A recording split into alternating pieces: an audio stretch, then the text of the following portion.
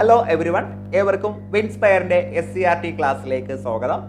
ഈ ഒരു ക്ലാസ് SSLCയിലെ 2025 പ്രകാരം റിവൈസ് ചെയ്ത ഇംഗ്ലീഷ് പാഠപുസ്തകത്തിൽ നിന്നുള്ള കുറച്ച് കാര്യങ്ങളാണ് ഞാൻ ഡിസ്കസ് ചെയ്യാൻ പോകുന്നത്.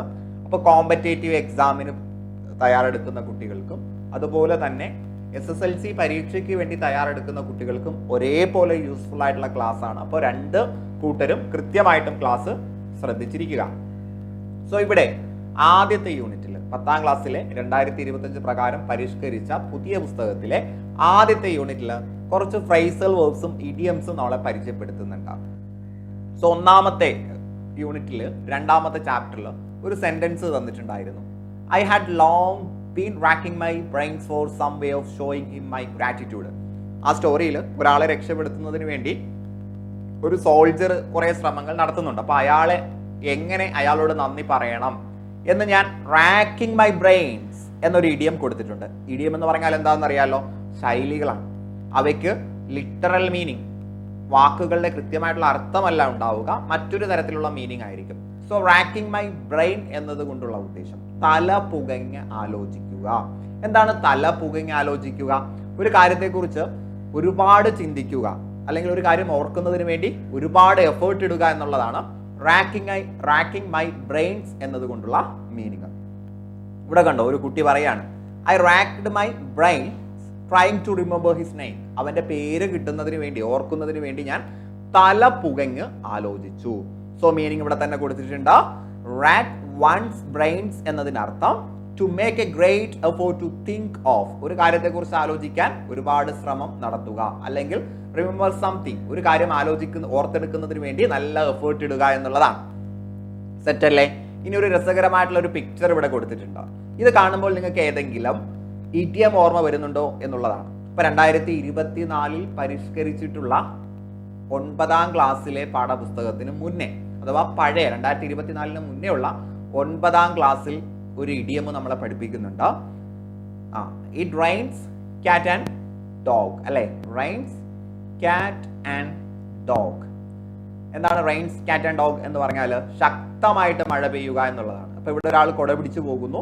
സോ മഴത്തുള്ളികളോടൊപ്പം ഇവിടെ പൂച്ചയും പട്ടികളെയൊക്കെയാണ് ഇവിടെ കാണുന്നത്. അതിനർത്ഥം ഇറ്റ് റെയിൻസ് കാറ്റ് ആൻഡ് ഡോഗ്, ശക്തമായിട്ട് മഴ പെയ്യുക എന്നുള്ളതാണ്. സോ ആ ഒരു ഇഡിയം കൂടി ഓർത്തിരിക്കുക. സെറ്റ് അല്ലേ? ഇനി നമ്മുടെ മുന്നിലേക്ക് ഒരു 4 ഇഡിയം പരിചയപ്പെടുത്തുന്നുണ്ട്, ഓർത്തിരിക്കണം. ഹോൾഡ് യുവർ ടങ്, നാവ് അടക്കുക, അഥവാ കീപ് സൈലൻസ്, നിശബ്ദത പാലിക്കുന്നതിനാണ്. കീപ്പിംഗ് സൈലൻസ് അല്ലെ, നിശബ്ദത പാലിക്കുന്നതിനാണ് ഹോൾഡ് യുവർ ടങ് എന്ന് പറയുന്നത്. സെറ്റ് അല്ലേ? ഇനി അടുത്തത് രണ്ടാമത്തെ idiom spill the beans. Spill the beans എന്ന് പറഞ്ഞാൽ റിവീലിംഗ് എ സീക്രട്ട്, ഒരു രഹസ്യം പുറത്തു വിടുക. ആക്സിഡന്റലി, അറിയാതെ, അല്ലെ? അറിഞ്ഞുകൊണ്ടല്ല, അറിയാതെ ഒരു രഹസ്യം പുറത്തു വിടുന്നതിനാണ് സ്പിൽ ദ ബീൻസ് എന്ന് പറയുന്നത്. ഇതിനെക്കുറിച്ച് മറ്റൊരു ഇഡിയം കൂടി നിങ്ങൾക്ക് അറിയാം, അല്ലെ? Let the cat out of the bag. കേട്ടിട്ടില്ലേ? നിങ്ങൾ പഠിച്ചു വെച്ചിട്ടുണ്ടാവും. PSC കുറെ തവണ ചോദിച്ചിട്ടുള്ള ഇഡിയമാണ് let the cat out of the bag. അതിനർത്ഥവും ഒരു രഹസ്യം അറിയാതെ പുറത്തു വിടുക എന്നുള്ളത് തന്നെയാണ്, കേട്ടോ. Then a piece of cake, അടുത്തൊരു ഇഡിയമാണ് a piece of cake. A piece of കേക്കിന്റെ മീനിങ് എന്താ?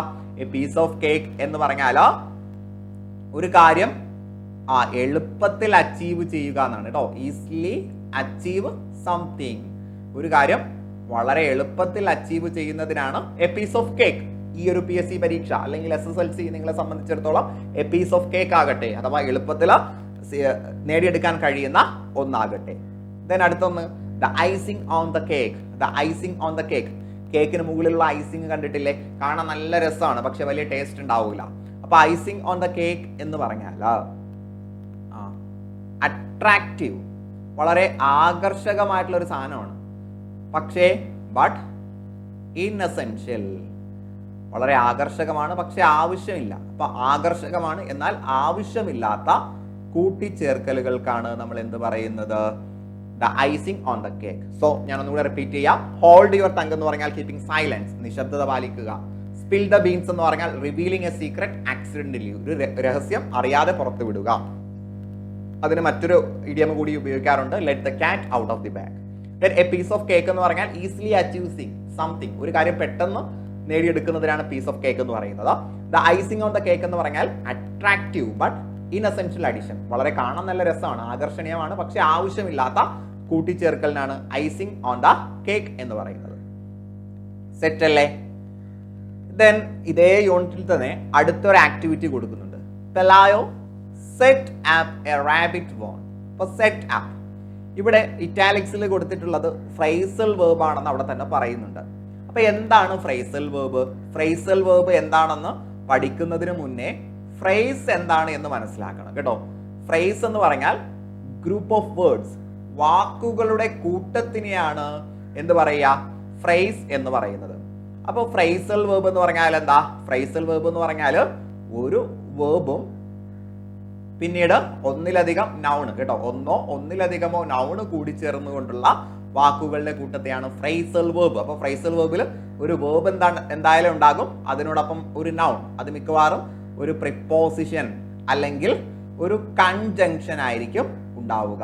സോ ഫ്രൈസൽ വേർബിന്റെ പ്രത്യേകത, ഈ ഫ്രൈസൽ വേർബിൽ നമ്മൾ ഉപയോഗിച്ചിരിക്കുന്ന വേർബ് ഉണ്ടല്ലോ, അതിന്റെ എക്സാക്ട് മീനിങ് ആയിരിക്കില്ല, കുറച്ചുകൂടി ഡിഫറെന്റ് മീനിങ് ആയിരിക്കും ഉണ്ടാവുക. അതുകൊണ്ടാണ് നമുക്ക് പലപ്പോഴും ഫ്രൈസൽ വേർബിന്റെ അർത്ഥം ഗസ് ചെയ്തെടുക്കാൻ കഴിയാത്തത്. സോ ഇവിടെ ഒരു 10 ഫ്രൈസൽ വേർബ്, 10-ലധികം ഫ്രൈസൽ വേർബ് നമ്മുടെ മുന്നിലേക്ക് വെക്കുന്നുണ്ട് കേട്ടോ. ഏകദേശം 10 ഫ്രൈസൽ വേർബ് വെക്കുന്നുണ്ട്, നമുക്ക് പഠിക്കാം. ഒന്നാമത്തെ ഫ്രൈസൽ വേർബ് സെറ്റ് അപ്പ് തന്നെയാണ്. പെലായോ ആൾസോ സെറ്റ് അപ്പ്. സെറ്റപ്പ് എന്ന് പറഞ്ഞാൽ ടു എസ്റ്റാബ്ലിഷ്, സ്ഥാപിക്കുക എന്നുള്ളതാണ് കേട്ടോ. പെലായോ റാബിറ്റ് വോൺ, മുയലുകളെ വളർത്തുന്ന സ്ഥലം സ്ഥാപിച്ചു എന്നർത്ഥമാണ്. ദെൻ ഇവിടെ മറ്റൊരു ഹിന്റ് കൂടി നമ്മുടെ മുന്നിലേക്ക് തരുന്നുണ്ട്. Phrasal verbs that are used with preposition up. Up എന്ന പ്രിപ്പോസിഷൻ യൂസ് ചെയ്ത് മെയ്ഡ് ചെയ്ത ഫ്രൈസൽ വേർബ് പഠിക്കണം എന്നാണ് പറയുന്നത്. അപ്പൊ താഴെ അങ്ങനെ കുറച്ച് ഫ്രൈസൽ വേർബ് കൊടുത്തിട്ടുണ്ട്. അപ്പൊ അപ്പ് ഉപയോഗിച്ച്, ഇപ്പൊ put up, come up, go up, അങ്ങനെ അപ്പ് ഉപയോഗിച്ച് വരുന്ന ഫ്രൈസൽ വേർബ് പഠിച്ചു വെക്കുന്നത് നല്ലതാണ് കേട്ടോ. സോ ഇവിടെ phrasal verb match the following ആയിട്ട് ചെയ്യാൻ തന്നിട്ടുണ്ട്. ഈ ഭാഗത്ത് ഫ്രൈസൽ വേർബും ഈ ഭാഗത്ത് അവയുടെ മീനിങ്ങുമാണ് തന്നിട്ടുള്ളത്. അപ്പൊ അത് കൃത്യമായിട്ടും ഓർത്ത് വെക്കുക. ഞാനത് എന്ത് ചെയ്യാൻ പോവാണ്? ചേരുംപടി ചേർക്കാൻ പോവാണ്.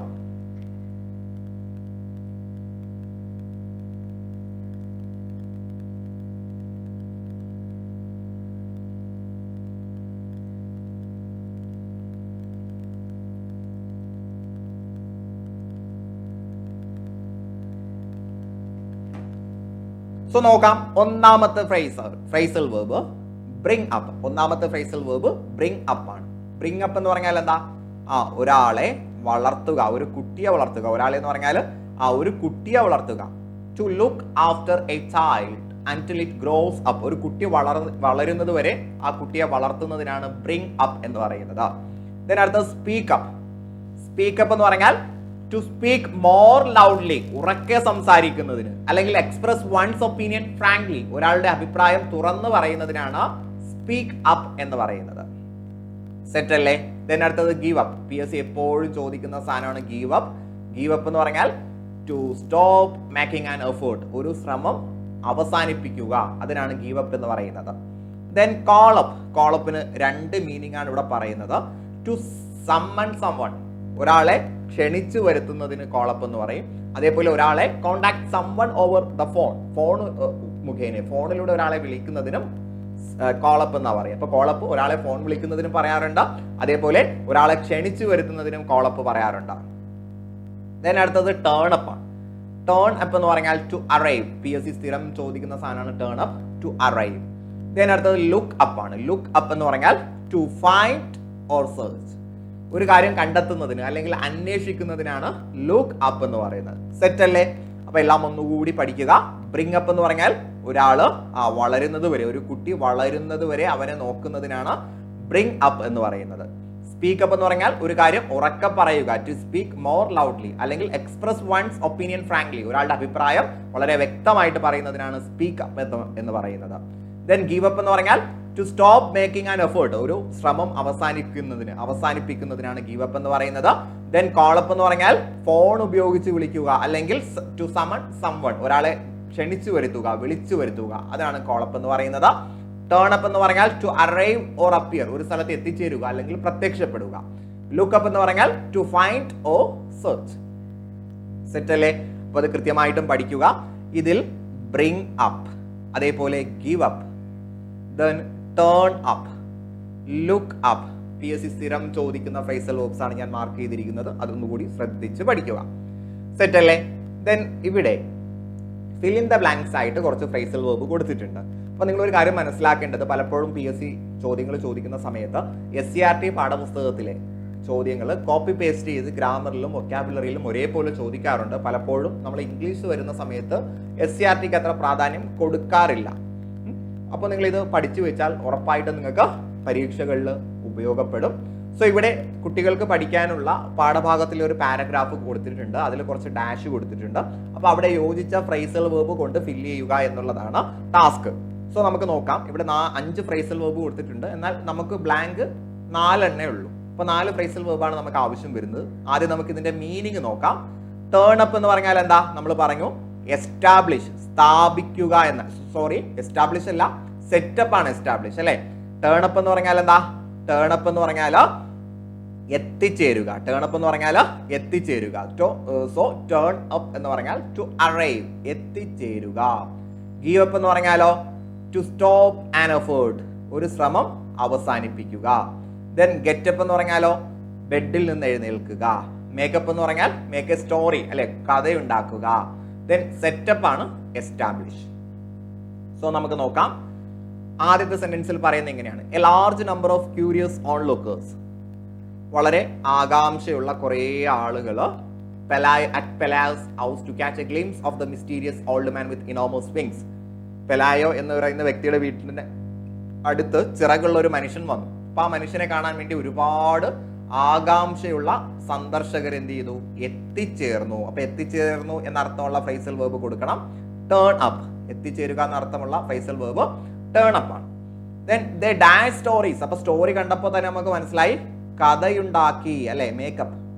അപ്പൊ ഈ മനുഷ്യനെ കുറിച്ചുള്ള കഥകൾ അവർ ഉണ്ടാക്കി. About him and annoyed him, എന്നിട്ട് അയാളെ ശല്യപ്പെടുത്തി. By throwing stones and piece of food at him, ഭക്ഷണവും കല്ലും അയാൾക്ക് നേരെ എറിഞ്ഞുകൊണ്ട് ശല്യമുണ്ടാക്കി. They did everything they could to make the man dash. അപ്പൊ ആ ഒരു മനുഷ്യനെ എഴുന്നേൽപ്പിക്കാൻ അല്ലെ, ടു ഗെറ്റ് അപ്പ് എന്നാണ് കേട്ടോ. മനുഷ്യനെ എഴുന്നേൽപ്പിക്കാൻ പരമാവധി അവർ ശ്രമിച്ചു. പക്ഷേ as the old man shows no interest, അയാൾ താല്പര്യം കാണിച്ചില്ല. അതുകൊണ്ട് അവരെന്ത് ചെയ്തു? അവരുടെ ആ ശ്രമം ഉപേക്ഷിച്ചു. സ്റ്റോപ്പ് ആൻ എഫേർട്ട് എന്ന അർത്ഥത്തിന് ഗീവ് അപ്പ്. സെറ്റ് അല്ലേ? അപ്പൊ ഇങ്ങനെയാണ് കൃത്യമായിട്ടും ഫ്രേസൽ വേർബ് നമ്മൾ കൊടുക്കേണ്ടത്. അപ്പൊ ഫ്രേസൽ വേർബിന്റെ മീനിങ് കൃത്യമായിട്ട് നിങ്ങൾ മനസ്സിലാക്കി വെക്കുക. സോ ഡിയർ ഫ്രണ്ട്സ്, നമ്മൾ ഇന്ന് ഡിസ്കസ് ചെയ്തത് ഒന്നാമത്തെ യൂണിറ്റിൽ പരാമർശിച്ചിട്ടുള്ള കുറച്ച് ഫ്രേസൽ വേർബും ഇഡിയംസുമാണ്.